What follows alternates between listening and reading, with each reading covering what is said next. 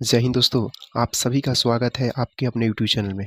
दोस्तों आज की कक्षा में हम फिजिक्स के लेसन नंबर 6 क्लास 9th का ध्वनि को देखेंगे और इसमें जितने भी इम्पोर्टेंट प्रश्न बन सकते हैं उन सभी को देखेंगे। तो चलिए शुरू करते हैं हम सबसे पहला प्रश्न। सबसे जो पहला प्रश्न है, यह सबसे पहला आपका प्रश्न यहाँ पे दिया गया है। सबसे पहला देखिएगा, एक कण विक्षोभ के प्रसार की दिशा के लंबवत ऊपर और नीचे दोलन करते हैं। यहाँ किस प्रकार के तरंग की चर्चा की है? आप जानते हैं यहाँ पर देखा जाए तो विक्षोभ प्रसार की दिशा के लंबवत ऊपर और नीचे दोलन करते हैं। तो किस प्रकार के तरंग की चर्चा की गई है? यानी कि माध्यम में जो कणों का कंपन है, तरंग संचरण की दिशा के यदि लंबवत होता है तो उसे हम बोलते हैं अनुप्रस्थ तरंग। यानी कि ऑप्शन नंबर बी सही है। अगला हम प्रश्न देखते हैं। तो अगला जो आपका प्रश्न है, यह दूसरा नंबर प्रश्न है आपका। ध्वनि खाली स्थान ध्वनि तरंग की विशेषता नहीं है। यानी कि इनमें से कौन ध्वनि तरंग की विशेषता नहीं है? ध्वनि तरंग की विशेषता आयाम है, वेग है, आवृत्ति है, हर्ट्ज। हर्ट्ज जो है ये आवृत्ति का ऐसा ही मात्रक है, यह आवृत्ति का ऐसा ही मात्रक है, अर्थात ये ध्वनि तरंग की विशेषता नहीं है। बाकी आयाम ध्वनि तरंग की विशेषता है, वेग ध्वनि तरंग की विशेषता है, आवृत्ति ध्वनि तरंग की विशेषता है। नेक्स्ट हम क्वेश्चन देखते हैं, तीसरा नंबर क्वेश्चन।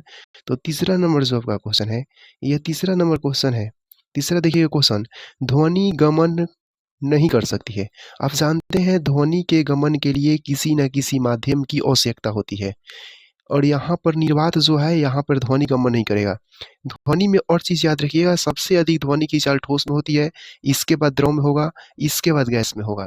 यानी कि ध्वनि के गमन के लिए माध्यम चाहिए, माध्यम नहीं होगा तो ध्वनि गमन नहीं कर सकती है, अर्थात निर्वात में ध्वनि गमन नहीं करेगी।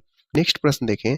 तो अगला जो प्रश्न है आपका, अगला प्रश्न है, नम और छिद्रयुक्त सतहों का उपयोग करके शोर को अवशोषित करने की तकनीक का प्रयोग किया जाता है।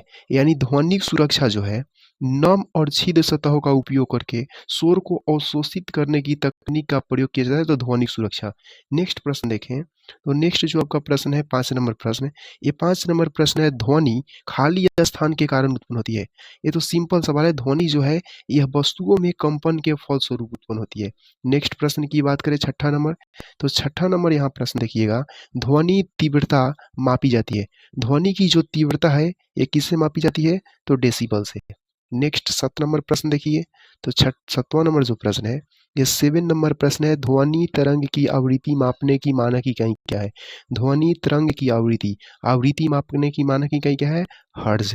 हर्ट्ज न रहे तो प्रति सेकंड भी आंसर लिख सकते हैं।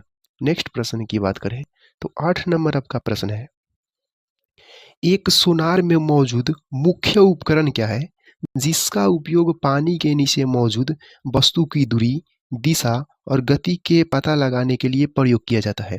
तो सोनार में वह मुख्य उपकरण जो है जो पानी के नीचे मौजूद वस्तु की दूरी, दिशा और गति का पता लगाता है, तो वह है ट्रांसमीटर और डिटेक्टर।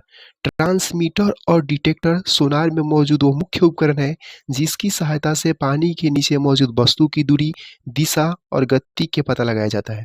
नेक्स्ट प्रश्न देखें। तो 9 नंबर यहाँ पे प्रश्न दिया है, एक्सरे जो अब चिकित्सा के क्षेत्र में दैनिक रूप से रोग निदान के लिए उपयोग किया जाता है, उसकी खोज किसके द्वारा की गई थी? इसकी खोज करने वाला जो व्यक्ति है, वो खोज करने वाला व्यक्ति कौन है एक्सरे का? तो रोंटगेन। अगला प्रश्न देखिएगा।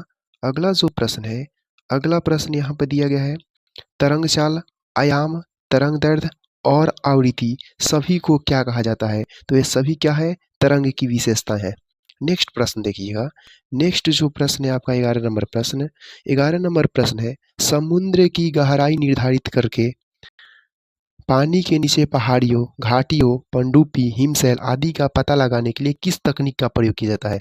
तो ये तकनीक कौन सा है? सोनार। सोनार का पूर्ण रूप क्या है? Sound navigation and ragging. Next प्रश्न देखते हैं। तो नेक्स्ट आपका जो प्रश्न है, ये नेक्स्ट प्रश्न यहाँ पे दिए गए हैं, निम्न में से किन तरंगों में संपीड़न और विलन की प्रक्रिया शामिल है? तो संपीड़न और विलन की प्रक्रिया जो होती है यह ध्वनि तरंग यानी अनुदैर्ध्य तरंग में होती है। नेक्स्ट प्रश्न की बात करें तो नेक्स्ट जो प्रश्न है, अगला नंबर 13 नंबर प्रश्न, माध्यम के कणों द्वारा मध्य स्थान से किसी भी तरफ तय की गई अधिकतम दूरी क्या कहा जाता है? तो इसे हम बोलते हैं तरंग आयाम।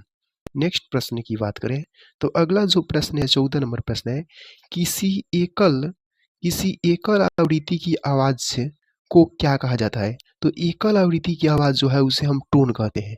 15 नंबर प्रश्न देखते हैं। तो 15 नंबर जो प्रश्न है, यह 15 नंबर प्रश्न है, जब ध्वनि हवा के माध्यम से गुजरती है तो हवा के कण तरंग पंस प्रसार के दिशा में कंपन करते हैं। तरंग प्रसार के दिशा में कंपन करते हैं।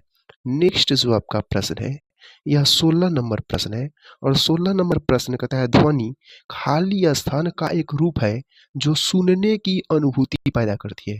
तो ध्वनि जो है यांत्रिक ऊर्जा का एक रूप है जो सुनने की अनुभूति पैदा करती है। नेक्स्ट प्रश्न देखें। तो नेक्स्ट जो आपका प्रश्न है, यह 17 नंबर प्रश्न है, हवा में ध्वनि तरंगे कैसी होती है? तो ध्वनि तरंग की प्रकृति कैसी है? अनुदैर्ध्य। नेक्स्ट प्रश्न की बात करें तो अगला जो प्रश्न है आपका 18 नंबर प्रश्न, वायु में 0 डिग्री सेंटीग्रेड तापमान पर ध्वनि की गति कितनी होती है? तो वायु में 0 डिग्री तापमान पर ध्वनि की जो गति होती है 332 मीटर प्रति सेकंड, लेकिन यहाँ पे 332 कहीं पे नहीं है, तो 331 मीटर प्रति सेकंड को यानी ऑप्शन ए सही मानेंगे।